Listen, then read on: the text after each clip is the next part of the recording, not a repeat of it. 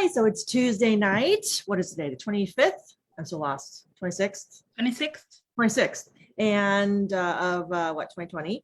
And I'm Dr. Alice Edwards, and I'm here with Tracy Nwanini for ADHD Out Loud, talking about ADHD and relationships. So this is going to be a Q&A session, and if anybody joins us live and texts in the Zoom chat, any questions, we'll try and address those as well. But otherwise, we're going to be addressing questions that users in the ADHD Out Loud app, which is free and available in the app stores, both Apple and Android, are able to install and download. So other people have posted questions there. So we're going to be sharing some of those questions. Tracy is going to be reading some of those questions out, and then I'll be providing some feedback and opinion on answering some of those questions. Tracy, what's our first question? I'm a single parent with a 16-year-old with ADHD. A close friend just told him he doesn't want to be friends anymore because my son is too dramatic, in quote, and clingy. How can I help him? Oh, that's tough. Poor parent and poor kid struggling with those emotions for sure. So first of all, people with ADHD often can struggle with emotional lability, which means that they feel emotions extra strongly. So if they're feeling very sad or very happy or very insecure, they can feel it very strongly. And that level of strength of feeling that they feel feels perfectly normal and natural to them, but to somebody who doesn't have that same level of heightened emotions, it may seem like they're overreacting, which can cause problems in relationships, as this youth is experiencing and the parent is noticing in their frustration. So one of the most important things to do, from my perspective, is to help the child understand emotional lability, and that while they might feel emotions at a certain level, it may not match up with what many other people who are what we might call neurotypical, people who don't have ADHD versus neurodiverse, somebody who might have ADHD or another neurological condition might experience. So when somebody who is struggling with feeling that way is interacting with someone who doesn't feel that way, we can't expect them to respond the way we would respond, because our feelings and everything are different. So we have to learn to better understand how to adapt how we respond to understanding how other people respond and how they respond differently, because we can't make them feel emotions at the same level as we do, right? Now to the second part, in terms of the clingy issues that were also mentioned, another challenge that people with ADHD often struggle with is something called rejection sensitivity dysphoria, which means that they often are extra concerned about being rejected and feelings of rejected, and responding even in advance of actually being rejected to the potential of being rejected. So it can also cause those kinds of negative feedback loops and those kinds of problems. Once again, knowing what you're struggling with is half the problem. So helping the child understand that this is something that, yes, they are really feeling, and that it is perfectly natural for them to feel this way, but that they can't necessarily act out of those fears, because those fears may not be based in reality, and that they do need to learn how to better self-soothe and place their emotions in perspective compared to what is real and natural for the other person or people that they might be dealing with, because this could happen in different relationships. It could happen in the future for this child, for example, in a work relationship, right? A boss, they might feel like they need extra emotional encouragement or support from a boss, but a boss could similarly get frustrated, right, if an employee was too clingy as well. So in all those situations, the first step is understanding that this is something that you as an individual might struggle with contextually with interacting with other people, and then in trying to work through it, to be able to really feel where you're at and understand your feelings and validate your feelings, while then also seeking to think through, but while this is how I'm feeling, this may not be really accurate for the other person, and working through how to better balance that and self-soothe through some of the emotions on the front end, to avoid emotional burnout on the part of the other people that you're trying to develop relationships with. This can be a significant challenge, because people with ADHD, especially when interacting with people who don't have ADHD, can be considered very intense and may want to have far more in-depth or frequent kind of discussions than people without ADHD may, be interested in or struggle with. So this is something that's likely to be an ongoing challenge in, developing relationships that just needs to be worked through and talked through. And this is one thing where, as a parent, being, an advocate and on the side of your child, if you come to learn these things and help your child interact with these things, and or get them with a coach or a therapist who can help them think through individual instances and help be that encouragement. If enough times of doing that, the goal and the hope would be that eventually your voice and your encouragement in your head would kind of stick in their head and help them be able to self-manage better in the future when they're going through these situations. Another thing that can also help is journaling. So writing down your feelings. Often when you're struggling with ADHD, a lot of emotions and feelings get jumbled up in your head, which can add to a heightened sense of emotion. But the act of trying to write them down can help to significantly clarify your feelings. And when it's written down, then you can also review what you've written and then go back and add extra points to it. Or if they're trying to explain their feelings of the situation to, for example, a counselor or a family member to get feedback after the case, they'll have a better recollection of what happened because they've written it down than just trying to recall what happened from their memory at a later date. So I highly recommend journaling, and I found it to be very helpful for lots of people. Awesome. Thank you, Dr. Alice. We also have a response from Corey. It says, my name is Corey. I have been in your son's position. I'm not 16, but I'm a 19-year-old boy and I have ADHD, and I understand how your son feels. I myself have recently experienced that same situation. It is painful, and I don't think anyone deserves that. And your son doesn't have to change for anyone. If people can't accept him for who he is, then they don't deserve to have a friend like him. But as for helping him, the only thing I can say is that is there for them. But I personally wish that I have a friend like your son. Oh, well, I hope that they're able to connect, and it'd be cool if they actually became friends through the app, wouldn't it? That's It would be awesome. Relationship. I love that. That someone else has also posted that comment, and in some ways, it's true that people, may not deserve the amazing awesomeness, that friendship that her son maybe is trying to be. But at the same time, I want to give people who don't have ADHD grace, because since they don't understand about ADHD and they're often limited in their own perception of emotions, to them, someone who's feeling these ways may seem really weird and off because they don't understand that it's because of ADHD either, right? So that's one of the reasons why we do ADHD Out Loud. It's not just for people who have ADHD, but it's also for people who might want to interact with people with ADHD as friends, as coworkers, as relationship partners, you name it, so that people without ADHD can kind of have a little bit more of an insight into what people with ADHD struggle with, so that they can realize, oh, I didn't realize this was because of their ADHD. I thought they were just crazy, or I thought they were just lazy, or I thought they were just fill in the blank, depending on which topic we're talking about, right?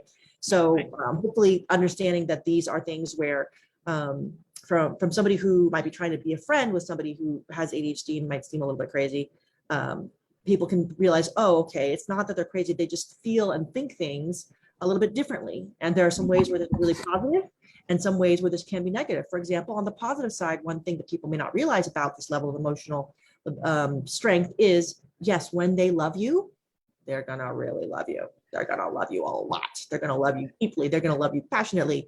They're gonna, be thinking about you and wanting to do more and go above and beyond. And that goes true for friendships too, right? When you get them to be your friend, they're going to be a really committed, great, amazing friend too. They're not going to be like a, I don't even know if it's as a doctor, should I say half-ass, but they're not going to half-ass it, right? So they're going to be really into you, maybe in ways that some other friends aren't, right? So there are definitely some benefits as well as some of the drawbacks. And I think that's true of any relationship, regardless of whether or not somebody's neurodiverse. It's just that maybe knowing some of the positives and the negatives about ADHD will help you better understand how to get along with somebody with ADHD in particular.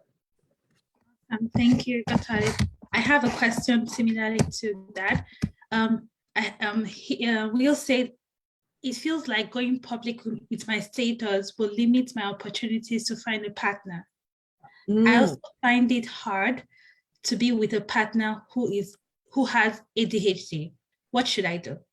Interesting.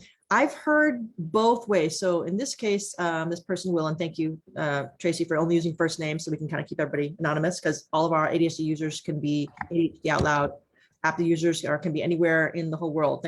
Unfortunately, we don't really support multiple languages quite yet, but anywhere that they can speak or type English into the app, in the App Store or the Android app, they can, post questions and get feedback from each other, as we saw with Corey a minute ago, and also in our live meetings and things like this. So some people I've talked to, because of how people with ADHD are able to talk and converse and kind of keep going and do things, some people with ADHD actually prefer to be in a relationship with somebody else with ADHD, because they find that people with ADHD are more interesting and stimulating mental conversation partners, because they're able to kind of follow the train of that kind of conversation and keep going, whereas maybe somebody else without ADHD might be kind of more one-track minded, or might think slower, or be less enthused because they don't have that same level of like emotional volume, right? So I think that is really a personal preference in terms of what you're looking for in a partner, in terms of whether or not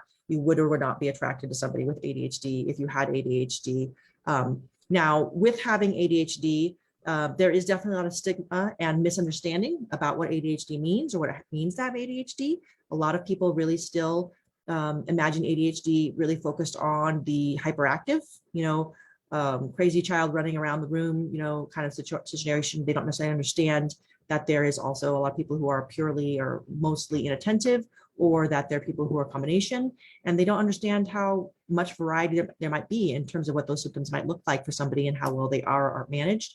So I definitely think, it might be appropriate not to be out there mentioning it, first thing, but I think that's true of any, thing that you might deal with, right? I mean, if you were diabetic, would you be announcing that on your dating profile? Why?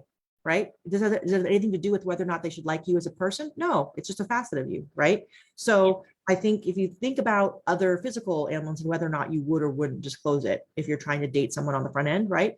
I don't necessarily think I would consider it relevant unless something comes up where you happen to be deliberately trying to build a relationship with somebody who has ADHD, and you're looking for somebody else who had ADHD. So, I mean, so if you were really like into somebody with ADHD and have decided, what, I totally want to date somebody with ADHD because I like the level of energy, then maybe post on your profile, right? Or try and deliberately seek it out, or disclose it up front. But definitely early in the relationship. So, if you start feeling like it's getting serious and you might want to take it serious, right?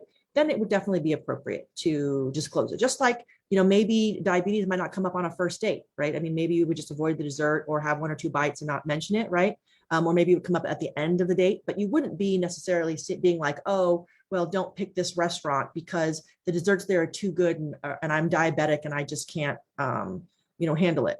Because that's, if you say something like that, who's going to want to go on a date with you? You're immediately down, and you haven't even gone out yet, right? Give them a chance to get to like you first as a friend or as a romantic partner before you go pointing out all your flaws, right? Everyone has flaws, ADHD or not, right? Everyone has flaws. So they will come out, and they will have some too, whatever, whoever they may be. But initially, when you're trying to get to know someone, give them a chance to have a little bit of the lovey-doveys, so that they have a reason to want to deal with the downside that comes along with it, right? If you show them all the negative baggage first, they may not even realize that there's enough of the good stuff that they want to stick around and put up with it. Awesome. Thank you, Dr. Alice. Okay, next question, and this is from somebody who chose to be anonymous, no first name at all.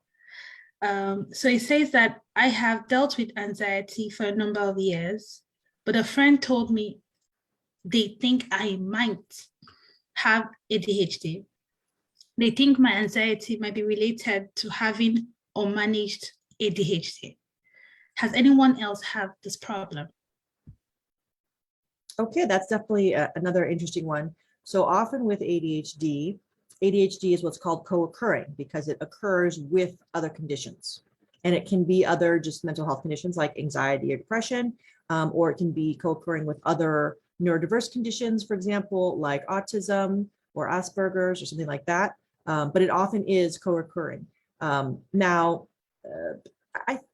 because all of these conditions are ones where they're neurological conditions, it's kind of like a chicken and egg thing. So, I mean, I think if you lined up a bunch of different psychologists and neurologists and biological, specialists, and you polled them all, we might have different opinions in terms of chicken and egg, which came first, the anxiety or the ADHD or whatever, especially since many people still struggle with believing that ADHD is a thing, right? So now it has technically been proven. There are like MRI tests and everything, but we won't go into that detail. But from my perspective, I generally would suggest that in most cases, people consider ADHD more primary than the anxiety or depression, unless there is a particular reason that somebody might be dealing with anxiety. So for example, okay, if your house was broken into last week, okay, if you're struggling with anxiety this week, okay, that is not likely due to your ADHD. Or due to ADHD, you had a significant, situation happen that can cause a lot of fear and anxiety-inducing things in anybody, right? Now, if you have ADHD, it might make that worse because we talked about the emotional ability, right? And so, if you had ADHD and your house was recently broken into, you might be overthinking the hell out of that and trying to overthink how to what would happen if it happened again, or what you're going to do to prevent it. So you might overthink it in a way that might make your anxiety worse because you have ADHD, right? But in general, if you just had something really bad happen, that needs to be addressed, that is legitimately a challenging anxiety-inducing thing on its own, it is probably anxiety to do that. But if it's just generalized anxiety, where a lot of people, they just struggle with anxiety over everyday things or things that happen where maybe they haven't caused anxiety in the past, or it's become more anxious building over time, those kind of anxiety things. In that case, I would say that it might very well be potentially co-occurring because ADHD is a primary, because ADHD causes all that mind stuff, right? Because anxiety, in that instance, you're feeling the anxiety because something's going on in your life where ADHD might be causing a problem and you may not be able to control it, right? And that lack of control and the overthinking is then creating the anxiety, right? But it could also happen with depression the same way. And also often anxiety and depression kind of come hand in hand, because sometimes you get anxious and stressed for a while, but then your body kind of crashes because your body can only handle staying that state for so long. And then you crash into depression. And then you're back up into a state of anxiety, or back and forth. You can whiffle waffle a bunch, but it can be one or both or either. I did just work on this infographic this week that I'm working on getting sharing, and I will try and maybe share that link. I don't know if I can share that link on the Zoom. Yes, I can. There's a chat, isn't there? I'll try and share the link. I just made this infographic called Optimizing Brain Health with vitamin recommendations, talking about some of the most common vitamins that can be helpful with people with optimizing brain health, particularly if you struggle with neurodiverse conditions such as ADHD. That should be a shareable link that I just posted on the chat. So for example, if you're struggling with ADHD and your brain and body are a little bit out of balance, right? There are various vitamins and supplements and things that can help improve your overall brain and body chemistry, that can help reduce some of those feelings of depression and anxiety. And in some ways, they also just help your body bounce back faster. So I think of it as like your resiliency, right? So they can help your body handle the stresses of life better so that you can have more resiliency. And if you're feeling more resilient, then you're going to feel less anxious because you feel more like you can cope. So you're like, okay, I got this, right? And sometimes it's even just if vitamins help you balance your body better so that you can get enough sleep. I mean, because people still often, it's not on this list because it's just about supplementation, right? Not on sleep, but sleep can really affect your anxiety level also. But I did recently just talk to a client about anxiety, and we discussed this. And in addition to suggesting that they look at these kind of things in terms of being able to use the different, making sure that with their doctor and, lab tests whenever possible, checking vitamin D and et cetera, they check that their body is in balance in terms of the nutrients that it needs, and they were also working on good sleep. So they already had that one down, but that sometimes how you manage the tasks can become very overwhelming for people with ADHD because we struggle with executive functioning issues. So in terms of how methods that you're using to track your items can also be causing more problems with anxiety. So for example, many people are like, oh, I need to go paperless, right? I need to be in all these online systems, right? So they're like, oh, I'm going to put all my tasks in Todoist or Asana or some large notepad or whatever the heck they're doing, right? Well, the problem is with ADHD, you're full of great ideas, wonderful ideas all the time, lots of great ideas, lots of things that you want to do. And you also struggle often with realistic sense of timing and how much time you can actually get done in a reasonable amount of time. So any list that you start, you are highly likely not to actually get through everything on a list in the time frame that you were expecting to get through the list, unless you've been really practiced at not doing this to yourself, which most people haven't been. And then you also keep adding more things to the list. So if you're using one of those systems, that list just gets longer and longer and longer and longer. Or other people manage by Post-its, and then you end up with large stacks of Post-its all over the place, and they just build up, build up, build up. And now you have this visual representation of how chaotic the brain is, and that stresses you out even worse. So now you have like extra reasons to be anxious rather than less reasons to be anxious. So I actually advocate for use of a written planner, not to replace online calendars and online systems, but to help with okay, yes, there's many things I could be doing or many things I want to do, but what are the most important things that I need to be doing today, right? And using that kind of system to then track those things while also capturing other notes and then moving down to the next day, those items. And there actually is something about the act of writing that helps to solidify things in your brain. They've actually seen this in school students. They've studied school students and found that when students physically write handwritten notes versus typing them on the computer, they actually remember and recall better from that kind of physical writing activity. So as much as everyone wants to go paperless, I highly recommend the idea of physical written notes. The other benefit of a physical written note is from a life is a learning adventure. Every day we have a chance to make mistakes and learn from them and then move on and continue forward in a new day, right? If you have that big online list and you're already staring at it, like it just gets longer and longer, like it feels overwhelming, versus a written list, right? So I like to use, for example, a Franklin Covey day planner. In a day planner list, when you write it down, whatever you do or don't do on one day, when you flip the page to the new day is a new day, right? So you get to go ahead and use the new day to be able to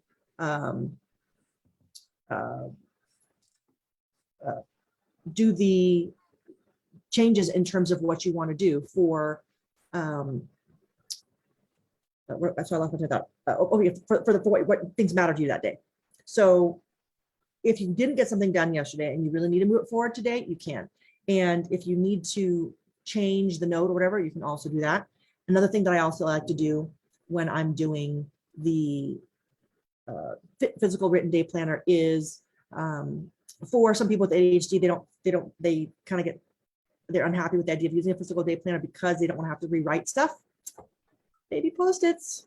You can write down on your physical day planner the things you want to do on the baby Post-its. And then if it doesn't get done that day, you can go ahead and move it back to the next day. But at the same time, if you write it down and just don't let it overtake the things that you were supposed to get done that day that were the most important, you can review it later and decide, okay, yes, this is cool, this is interesting, but is it really something that I need to be putting on my to-do or on my plate today? And this is one thing where if you do have a coworker or a family or a friend member that you can talk to about your tasks who is open-minded enough to be an advisor without being a should-er.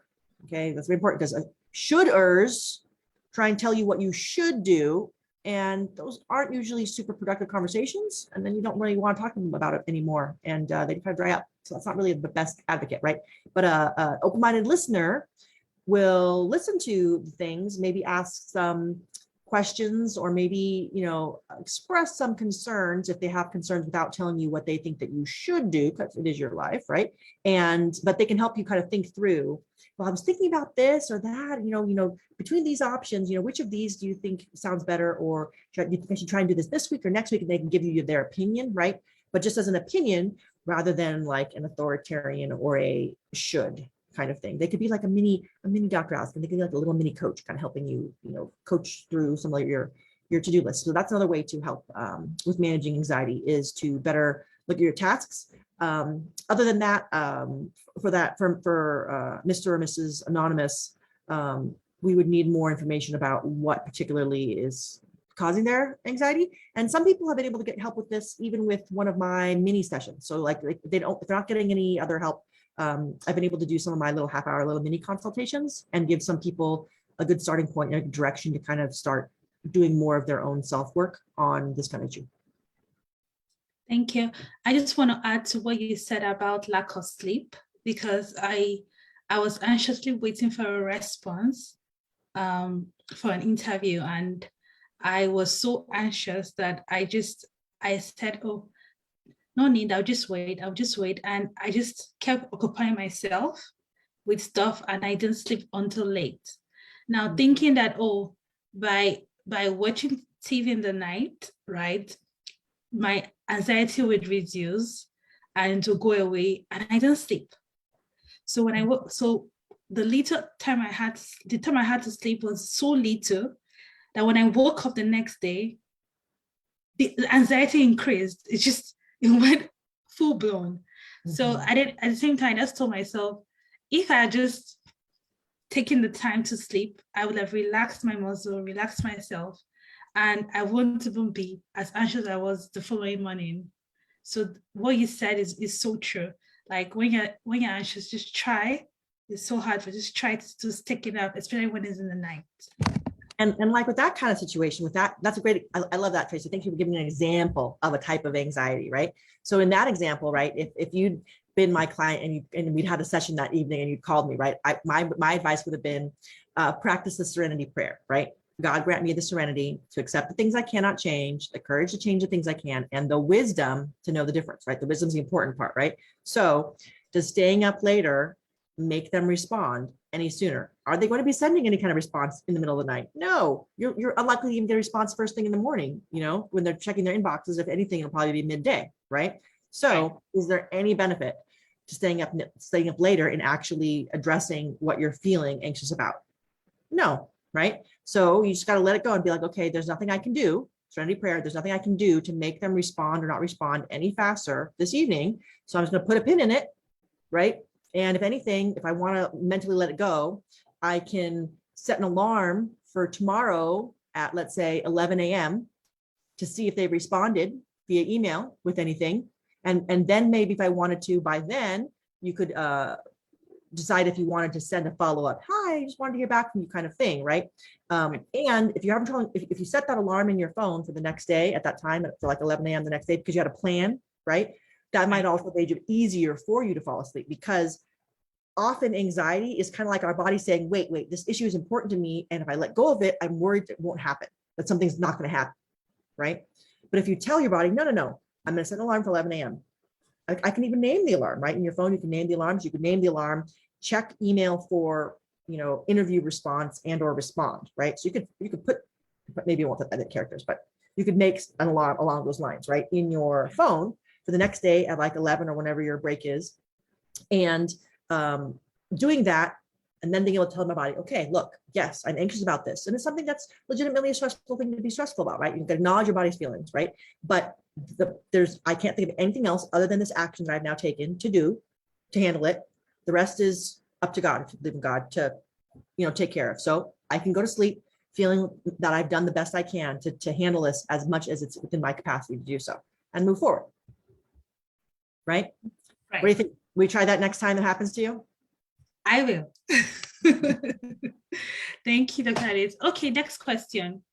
I have always hated dating, and I just learned I have ADHD a few months ago. My therapist told me about rejection sensitivity dysphoria, and I think maybe that's why I hate dating. But I don't want to be single forever. Has anyone found a workaround? This is tough. The therapist is right. Probably it may stem from dealing with rejection sensitivity dysphoria. For people who may not know, I briefly mentioned it earlier, but rejection sensitivity dysphoria means that you're extra sensitive to being rejected. And it doesn't just mean that if you're rejected, you feel bad about it. You're so sensitive to the idea of rejection, right, that you may go out of your way to avoid situations in which you may have the potential to be rejected, right? So if you're a guy and you're supposed to be the one who walks into a bar and says to a girl, hey, can I buy you a drink, right? The idea of even walking up to a girl and then imagining that she's going to say no or look at you funny or whatever might be so stressful to you that you're like, you know what? I'm not even going to go to the bar. I'm just going to skip it entirely. I don't want to go. I don't want to deal with it, right? You know what I mean? So that would be an example of rejection sensitivity in a guy. As a girl, I'll tell you a funny story about me. So when I was 21, I started going to country bars to line dance.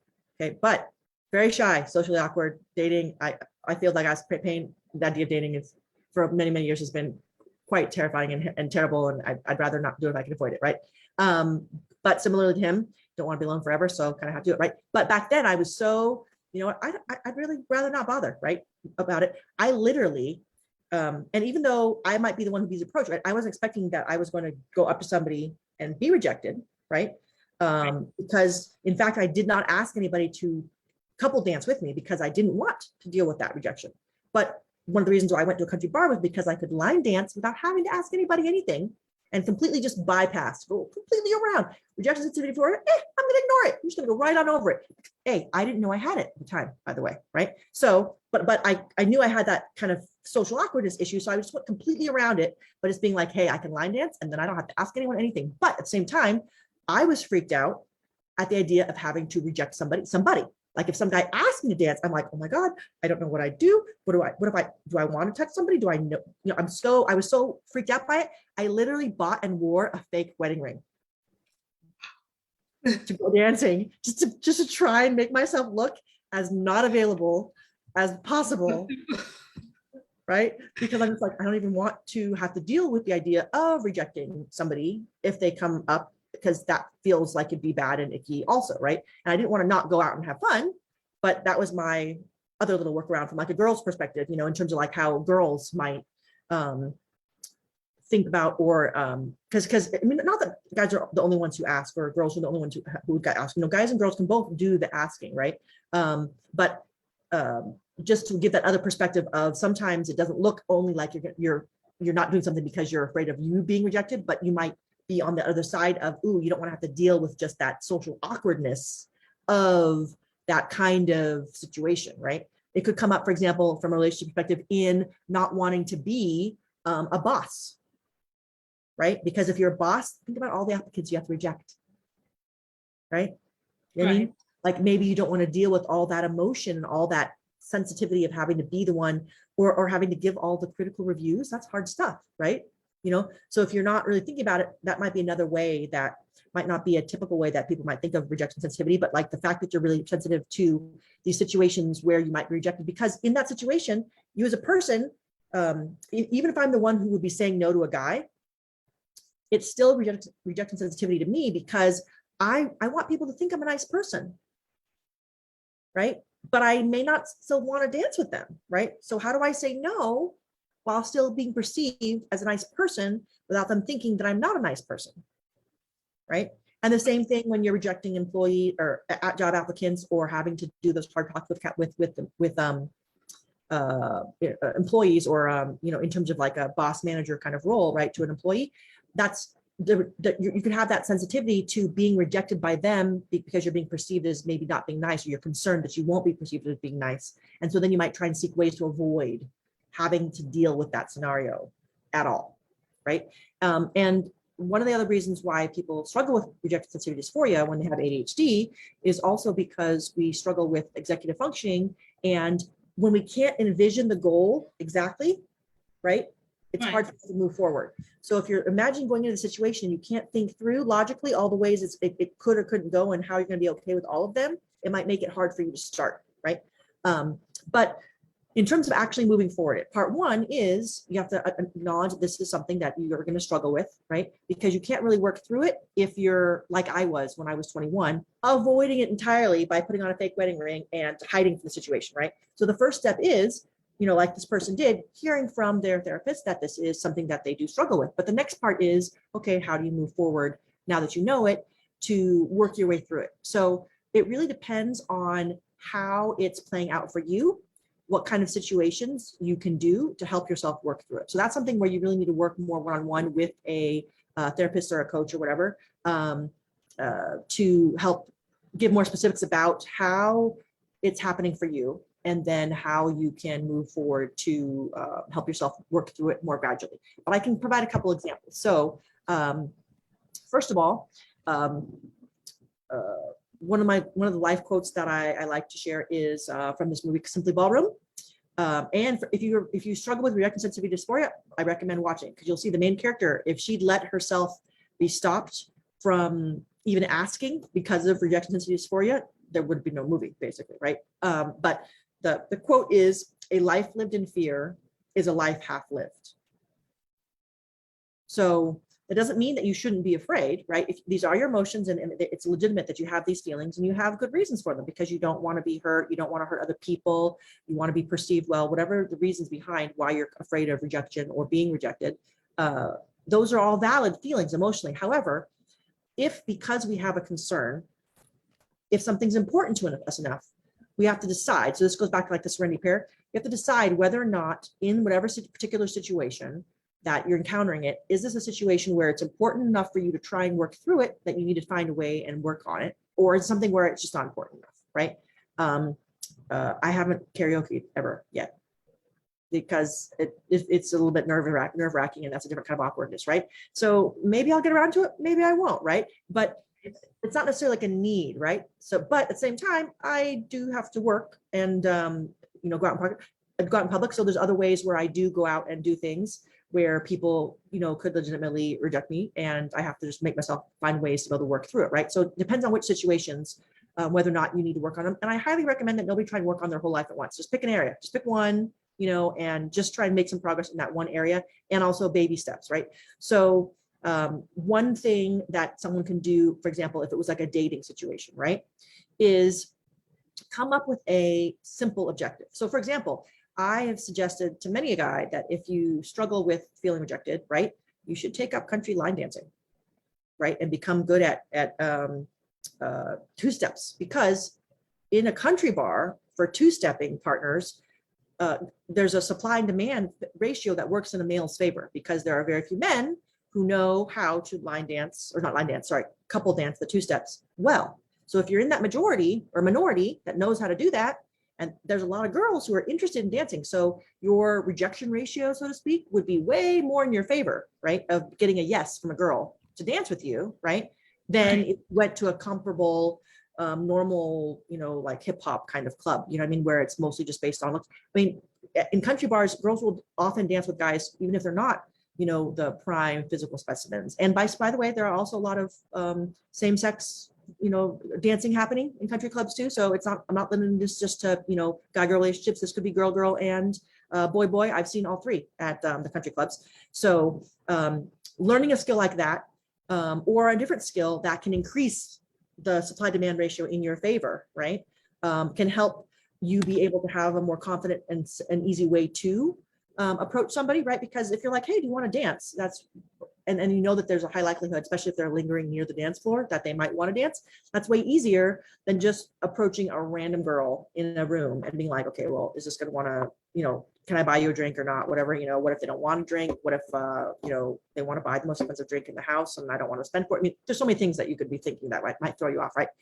Do you want to dance is a simple way. So there's things you can do like that as one example, where you can pick something to be able to make baby steps towards moving through the rejection sensitivity dysphoria. You just have to decide in what context it is important enough to you that you want to take those actions, and then find a coach or a helper or somebody who can help you think through strategically how to move forward and do it in a baby step kind of fashion like that. Awesome.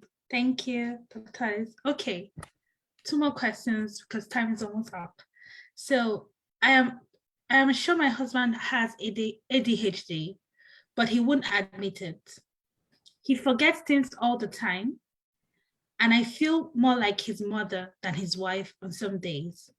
How can I help him admit it and get help? That's struggling.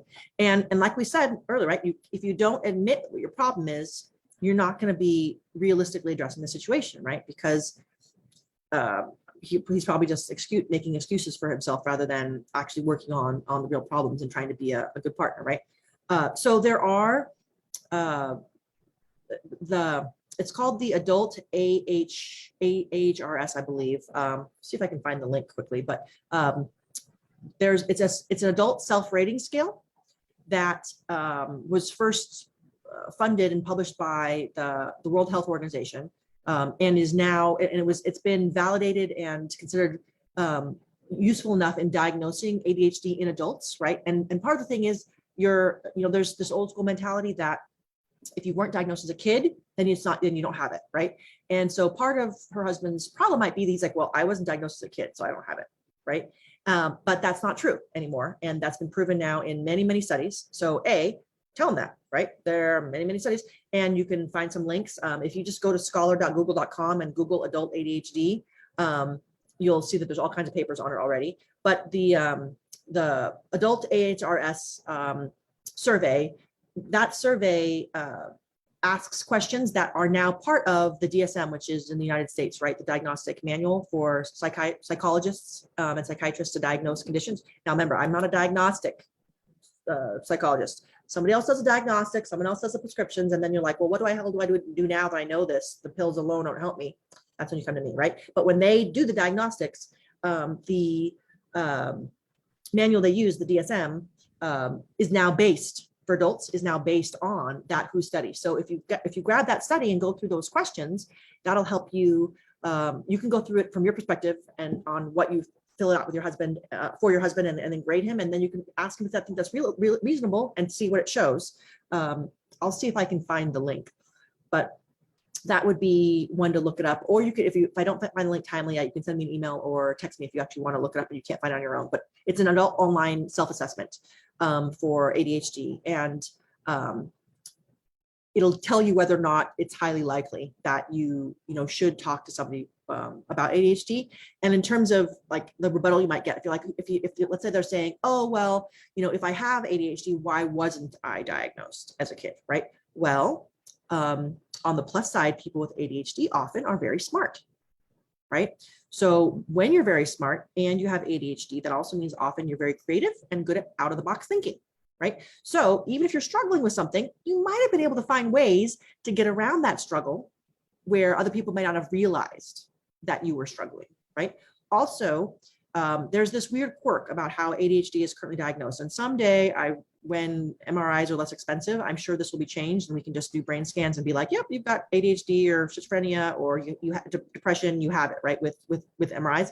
But until MRIs become cheap enough, the way that it's currently diagnosed is, do you have these challenges, right, in 2 or more parts of your life? Is it negatively impacting 2 or more parts of your life? So work and school, school and home, work and home, right? Now, if you don't realize you have ADHD, right, and you manage to somehow get by without getting diagnosed because you had the perfect job, like let's say you were hyperactive and you became like a car salesperson, okay? You're on your feet all day long, talking to everybody, right? And it's your job to be social, right? Now you would have had to not had a significant problem with rejection sensitivity, dysphoria, or worked around it, right? But if you were able to make that happen and you were like an awesome, amazing salesperson, right, you may not ever realize you have ADHD. However, it might still be impacting you at home, right? The symptomology, you could still be a terribly lazy, bad spouse. Well, not that you're lazy on purpose, because you mean well, you just don't realize you have ADHD. And so you're doing all the stuff at home and your spouse feels like they're your parent right at home. And so you're like, oh no, I don't have ADHD. I'm fine. Because look, I'm the successful salesperson, right? Because if it's only impacting you in one area of your life at home, according to the DSM, they wouldn't diagnose you. Oh. Right? Unless it was also causing problem at work. Like if your boss at work was saying, gee, when you close a deal, you're great. However, right, you keep forgetting to call back the clients and we don't have a good enough CRM that's doing it for you, right? So if it was causing problems at work too, and you could actually tie it all together and be like, oh, okay, I actually am having problems in 2 or more areas of my life, right? Like unless that actually clued you in, you might only actually have been having this problem in one area. And if it's only your spouse telling you that there's this problem, right? If they don't think you have ADHD, they might just be writing you off as a lazy spouse or somebody who doesn't care, when really you mean well. It's just that the things that your spouse wanted you to do, it got buried on that overly long list of too many things. And you were sure you were going to get through all of them and you just didn't, right? But you meant well, it just didn't happen. So from my perspective, that's why it's good to, in ADHD Out Loud, talk about the symptoms, right? Rather than whether or not you've actually been diagnosed, right? Because we can all be different places on that kind of like neurodiverse spectrum, right? We can all be different flavors, right? Like different shades of brown hair. We're not all one shade of brown or black or blonde or whatever, right? There's like a lot of shades, right? So you can just be a little bit ADHD symptomatic, right? Let's say, without actually being significantly enough impaired with ADHD that if you went to a diagnostic psychologist, that they would diagnose you, because they would say you wouldn't necessarily meet the full criteria for diagnostic, right? But you could still be partially impaired, right? In terms of what might be affecting your relationship. So if you can convince a relationship partner to consider it from that perspective, right?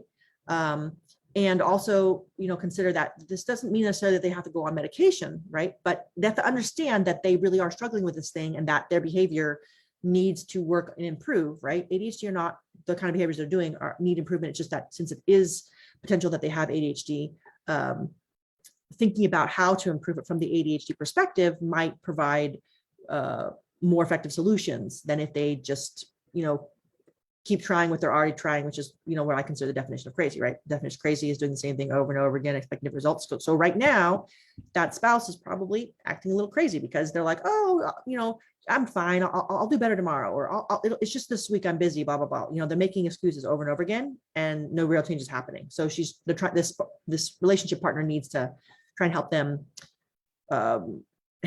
co-work on this problem from a different angle. So yes, they do need to get them on board with admitting what it is they're struggling with. So you can use the diagnostic criteria to see if it's those kind of challenges. Just keep in mind, like I said, that those diagnostic challenges have to be present in 2 more areas of life for it to be considered something that is possibly diagnostic of adult ADHD from a clinician's perspective. But from my perspective, if they're struggling enough with some of the symptomology, they could still benefit potentially from considering it an ADHD symptom that they could work to improve with their partner, right? Just in terms of just being a better partner rather than, overly worrying about whether or not they get diagnosed or see a specialist where they, would try medication or whatever. Because in many cases, those things aren't necessary if you can adapt without it. And in many cases, another reason why people might be against discussing it is because they think that they're going to be pushed down that path to medication.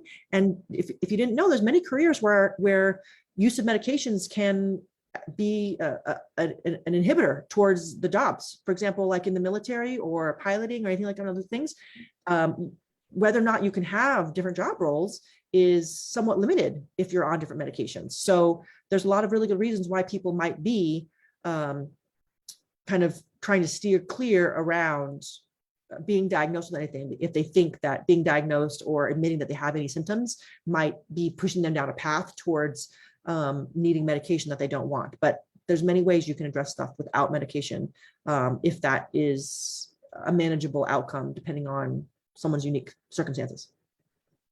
Okay, great. Thank you. Okay, our last question for today would be, hi, I don't have ADHD, but have wonderful friends who do. How can I have a healthy and lasting relationship with my friends with ADHD? I'm really glad that they are a supportive friend of somebody with ADHD. That question is a little bit open-ended though. So exactly which way they might need to help their friends might depend on which areas of ADHD someone struggles with, right? Because how you might help a friend if they're struggling with rejection sensitivity dysphoria versus like time management issues or whatever might be very different. But I'll give a couple examples of advice that might be kind of more generic, and someone can always post another question for another time that's more specific. But for example, if your friend is the one who struggles with rejection sensitivity dysphoria and they're trying to get a date, right? You can go out to the bar with them and be their wing person, wingman or wingwoman, right?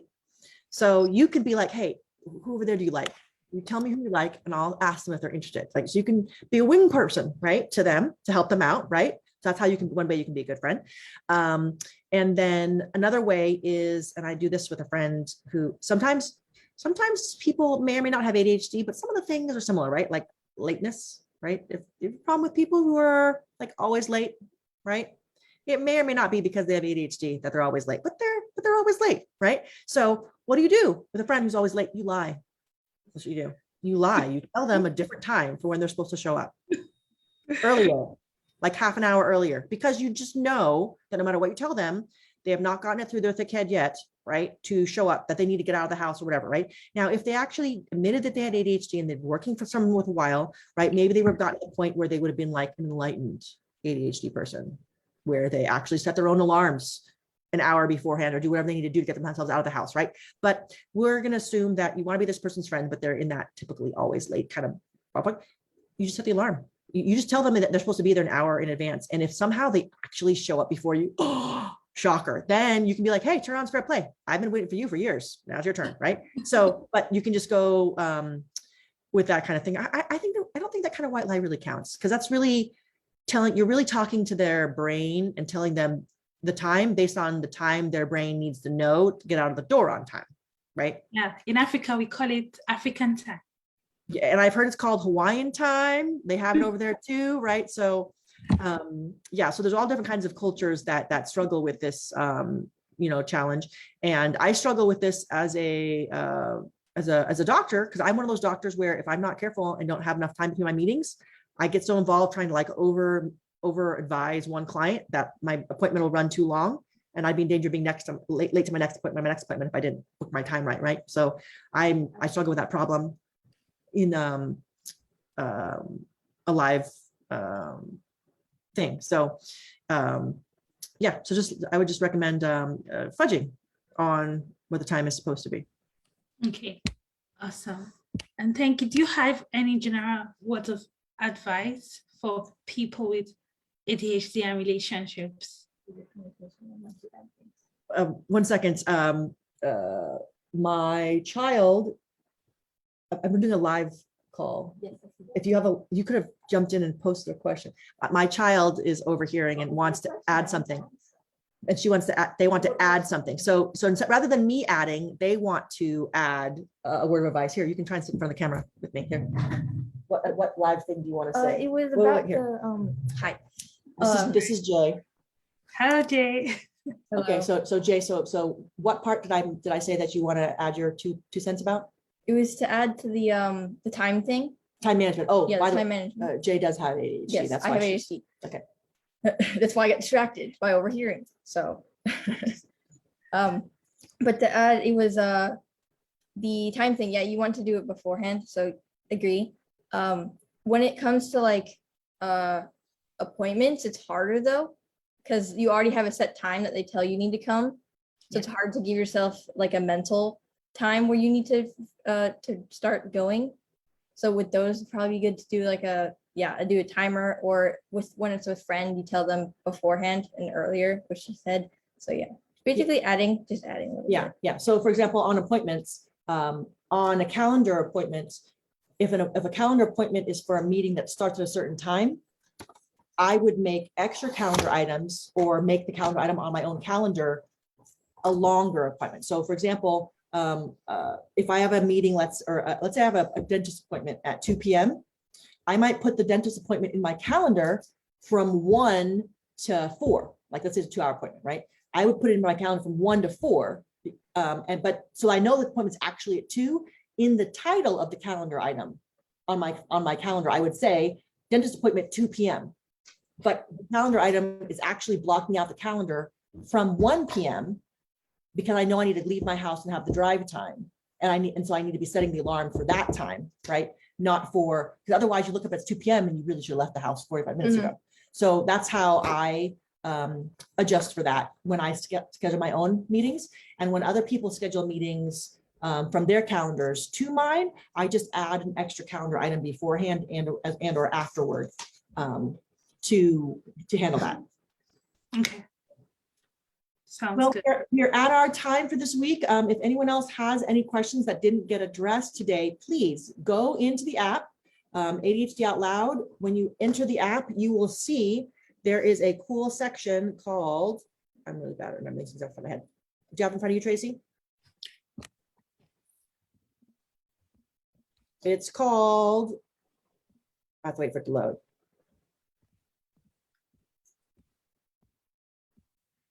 Advice. So there's a section called advice. So if you go into the app to the section called advice, you'll see that there's different breakout rooms, forums for questions and answers. So today we were covering questions and answers from the ADHD and Relationships group forum. So feel free to go into the app and post your questions. You'll be able to then get responses back, asynchronously from other members who joined the forum. Like you heard earlier, we heard from Corey, and we've heard now from Jay as well. And in between, and then also next time we do one of these live calls like this, we'll be addressing and talking about other ones that have been posted in the meanwhile as well. And there's several other forums, so if you're interested at the moment, we also have forum rooms for ADHD at work, youth ADHD, and adult ADHD generally as well. So thank you for watching, and we hope this information was helpful, and talk to you next time. Yes. Thank you. Bye. Bye.